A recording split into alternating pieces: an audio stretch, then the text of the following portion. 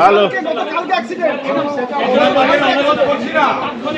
বলুন আপনি কজন যাই আছে বলুন না কজন